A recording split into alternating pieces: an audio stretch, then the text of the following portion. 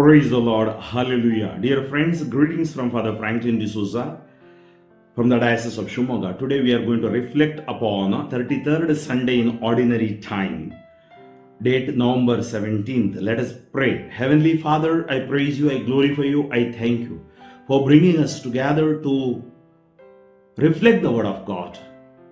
Fill us with your Holy Spirit, inspire us with your Holy Spirit. We ask this through Christ our Lord. Amen. A reading from the book of Daniel, chapter 12, verses 1 to 3. At that time shall arise Michael, the great prince, who has charge of your people. And there shall be a time of trouble, such as never has been since there was a nation till that time. But at that time your people shall be delivered, every one whose name shall be found written in the book. And many of those who sleep in the dust of the earth shall awake, some to everlasting life, and some to shame and everlasting contempt. And those who are wise shall shine like the brightness of the sky above, and those who turn many to righteousness like the stars forever and ever. Psalm 16. Preserve me, O God, for in you I take refuge. O Lord, it is you who are my portion and cup. You yourself who secure my lot. I keep the Lord before me always. With him at my right hand I shall not be moved. Preserve me, O God, for in you I take refuge. And so my heart rejoices, my soul is glad. Even my flesh shall rest in hope, for you will not abandon my soul to hell, nor let your Holy One see corruption. Preserve me, O God, for in you I take refuge. You will show me the path of life, the fullness of joy in your presence. At your right hand, bliss forever. Preserve me, O God, for in you I take refuge. A reading from the letter to the Hebrews, chapter 10, verses 11 to 14 and 18. Every priest stands daily at his service, offering repeatedly the same sacrifices which can never take away sins.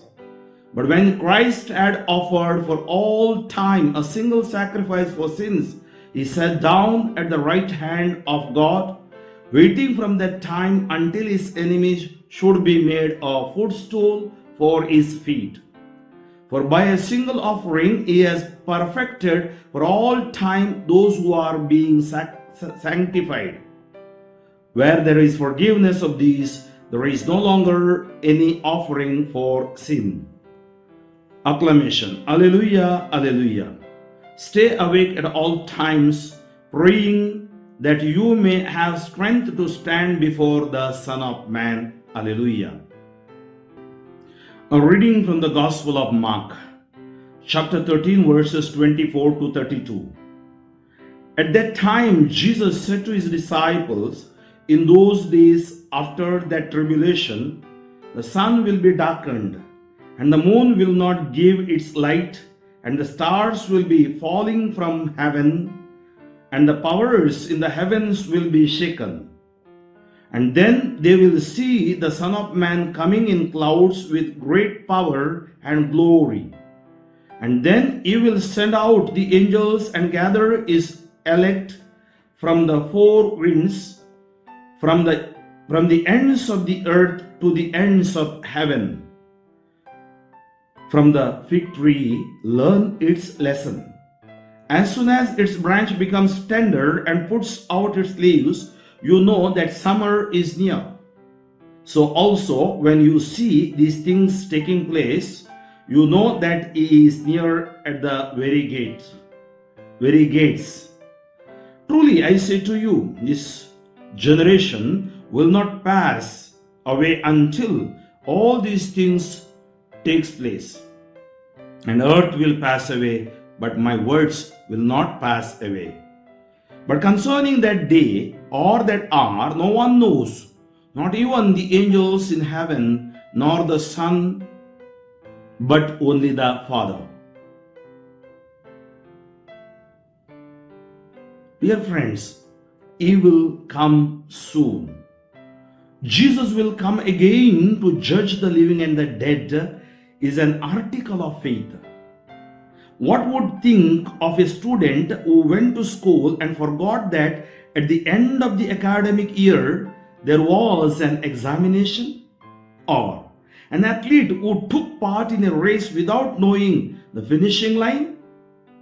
Or a traveler who begins a journey and loses sight of his destination? As we come to the end of the church's year, the liturgy focuses our attention on the second coming of Jesus.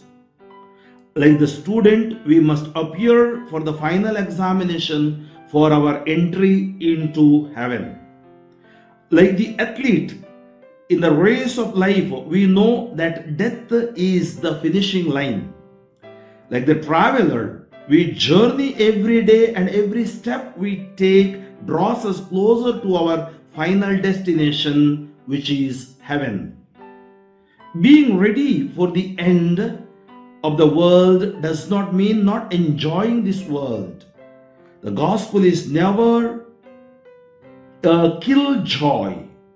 We are citizens of two worlds, of time and of eternity. We must enjoy the blessings that God has showered on us. All that God creates shares in the goodness of God Himself.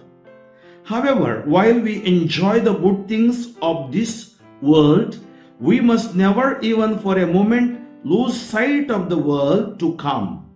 In all things, we keep the end in view. Heavenly Father, we praise you, we glorify you, we thank you for revealing us this message.